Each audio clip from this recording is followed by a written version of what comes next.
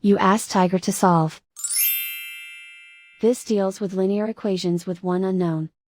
The final result is x equals 21/2. Let's solve it step by step. Simplify the expression. Expand the parentheses.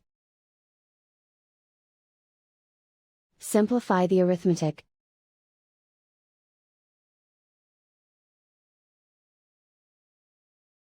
Group all constants on the right side of the equation.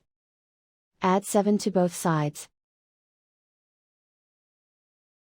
Simplify the arithmetic.